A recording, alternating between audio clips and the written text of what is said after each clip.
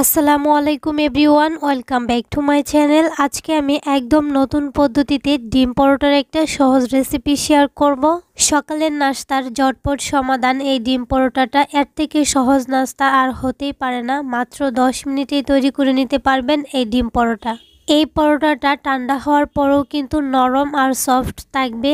সকালের নাস্তায় ছোট বড় সবাই কিন্তু এটা খুব পছন্দ করবে। এটা যেমন হেলদি তেমন টেস্টি, সেই সাথে একদম কম সময়ে করা যায়। আশা করছি আমার আজকের রেসিপি আপনাদের কাছে খুবই ভালো লাগবে, সেই সাথে সহজও লাগবে ইনশাআল্লাহ। তাহলে চলুন চ্যানেলটাকে সাবস্ক্রাইব করে ভিডিওতে একটা লাইক দিয়ে শুরু করি আজকের নতুন রেসিপি। পরোটা তৈরি করার জন্য প্রথমে একটা ডো তৈরি করতে হবে। একটা মিক্সিং বোলে নিয়ে নিচ্ছি 2 কাপ আটা, চাইলে ময়দাও নিতে পারেন। স্বাদ মতো লবণ দিয়ে দিচ্ছি। শুকনো উপকরণটা হাত দিয়ে প্রথমে খুব ভালোভাবে মিশিয়ে নিব। মেশানো হয়ে গেলে তারপর অল্প অল্প পানি দিয়ে একটা ডো তৈরি করব।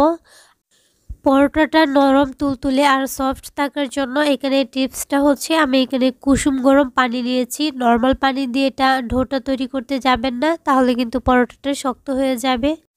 আমি এখানে কুসুম গরম হাত দিয়ে স্পর্শ করা যায় এরকম পানি নিয়েছি। অল্প অল্প পানি দিয়ে একটা ডো তৈরি করব। একসাথে পানিটা দিতে যাবেন না, তাহলে ডোটা পারফেক্ট নাও হতে পারে। রুটি পরোটার ডো আশা করছি সবাই তৈরি করতে পারেন, তবে আমি দেখিয়ে দিচ্ছি কীরকম হবে, না শক্ত না নরম, এরকম হবে।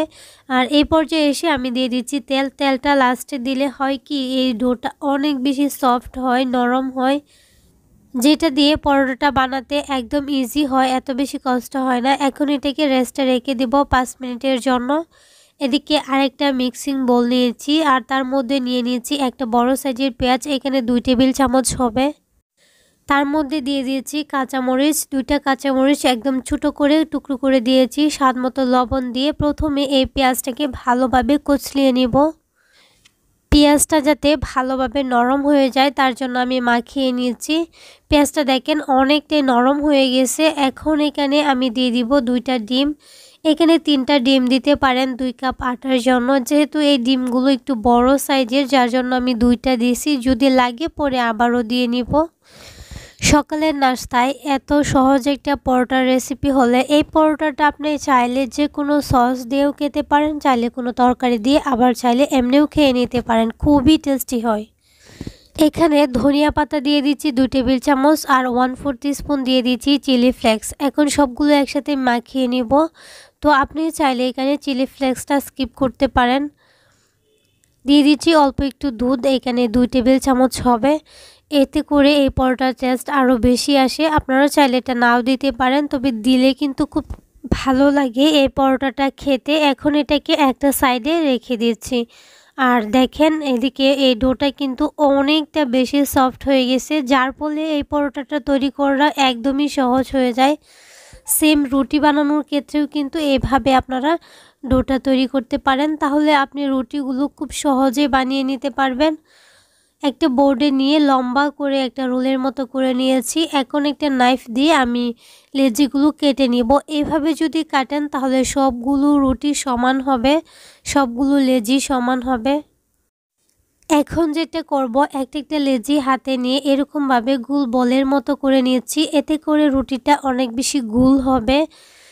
সবগুলো কিন্তু এইভাবে করে নিব। আর এগুলোকে কিন্তু একটা ঢাকনা দিয়ে ঢেকে একটা সাইডে রেখে দিব। লেচিগুলোকে ঢেকে একটা সাইডে রেখে দিব, না হলে কিন্তু উপরটা ড্রাই হয়ে যাবে। তারপর রুটিগুলো বেলতে অনেকটাই সমস্যা হয়ে যাবে। আমি এখানে 2 কাপ আটা দিয়ে 9টা রুটি তৈরি করব। এখন এগুলাকে একটা সাইডে রেখে একটা আমি বোর্ডের উপর নিয়ে অল্প কিছু ময়দা ছড়িয়ে দিচ্ছি। তারপর একটা নর্মাল রুটির মতো রুটি তৈরি করে নিব।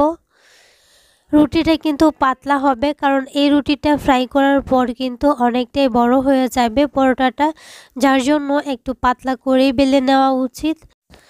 তো দেখেন রুটিটা কিন্তু তৈরি হয়ে গেছে, আমি বানিয়ে নিয়েছি। রুটির থিকনেসটা আমি দেখিয়ে দিচ্ছি, একদম পাতলা টাইপের একটা রুটি তৈরি করছি, যেমন রেগুলার আমরা রুটি তৈরি করি। আর রুটিটা খুব সুন্দর হয়েছে। সবগুলা রুটি মাশাআল্লাহ তৈরি করে নিয়েছি, আর রুটিগুলো কিন্তু খুব সুন্দর হয়েছে। এখন হচ্ছে দেখেন আমি এগুলাকে একটা সাইডে রেখে দিচ্ছি। একটা রুটি আমি যে আগে থেকে ডিম আর পেঁয়াজের মিশ্রণটা রেডি করে রেখেছিলাম এর মধ্যে দিয়ে দিয়েছি। আর এদিকে চুলায় একটা কড়াইয়ে অল্প একটু তেল দিয়ে একটা প্যান বসিয়ে দিয়েছি আর তার মধ্যে একটা রুটি দিয়ে দিয়েছি। পরোটাটা হচ্ছে আমি প্রথমে এক পাশটা ভিজিয়ে নিয়েছি ডিমের মিশ্রণে, তারপর উপর থেকে একটা চামচ দিয়ে দিচ্ছি। তো আপনারা চাইলে এপাশ ওপাশ উল্টিয়ে নিতে পারেন, তবে এভাবে পড়ে যায় যার জন্য অনেক এলোমেলো হয়ে যায়, যার জন্য আমি চামচ দিয়ে দিচ্ছি। চামচ দিয়ে দিলে অনেকটাই সুবিধা হয়। আর এই পরোটাটা একবার হলেও আপনি বাসায় ট্রাই করবেন। ট্রাই যদি না করেন তাহলে মিস করছেন। যদি একবার আপনি এই পরোটা শিখে যান তাহলে সকালের নাস্তায় প্রতিদিন এই পরোটাটাই বানাবেন, কারণ সকালের নাস্তায় আমরা ব্যস্ত থাকি আর ব্যস্ত সময়ে কিন্তু আমরা চাই যে সহজ কোনো একটা রেসিপি বা নাস্তা আমরা যদি পাই সেটাই বানাবো। আর পরোটার মধ্যে এর থেকে সহজ আর কোনো পরোটাই হয় না। একটা পরোটা আমি ভেজে নিয়েছি আর আপনাদের সাথে শেয়ার করছি আরেকটা পরোটা কীভাবে আমি ভেজে নিচ্ছি। এটা দেখেই বুঝে নেবেন, আসলে এটা বলে বোঝানোর মতো তেমন কিছুই নাই।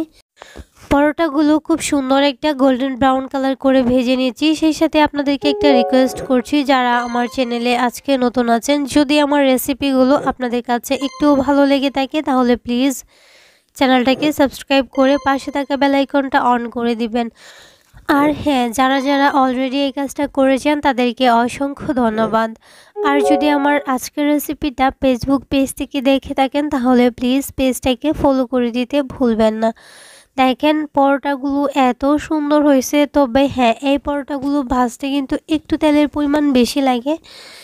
সবগুলা পরোটা হয়েছে আর পরোটাগুলো দেখতে যতটা সুন্দর আর খেতে মাশাআল্লাহ অনেক অনেক বেশি টেস্টি হয়েছিল। তাছাড়াও যারা হচ্ছে জাল জাল মশলাদার কোনো খাবার খেতে পছন্দ করেন তাদের জন্য তো এই পরোটাটা বেস্ট একটা পরোটা আমার মনে হয়। আর সকালের নাস্তায় তো আর কোনো কথাই নাই। আপনারা চাইলে একবার হলেও ট্রাই করতে পারেন। আর আবারও বলছি, ভালো লাগলে প্লিজ লাইক কমেন্ট শেয়ার করে দিতে ভুলবেন না। তো আমি হচ্ছে এখন একটা পরোটা আপনাদেরকে ভেঙে দেখাবো এই পরোটাটা কতটা যে সফট হয়েছে। আর পরোটাটা ঠান্ডা হওয়ার পরেও কিন্তু নরম তুলতুলে থাকবে। সকালের নাস্তায় সহজ একটা ডিম পরোটার রেসিপি শেয়ার করার চেষ্টা করেছি, আশা করছি আপনাদের ভালো লেগেছে। তাহলে আজকের রেসিপি এই পর্যন্তই। সবাই অনেক বেশি ভালো থাকবেন, সুস্থ থাকবেন। আল্লাহ হাফিজ, আসসালামু আলাইকুম।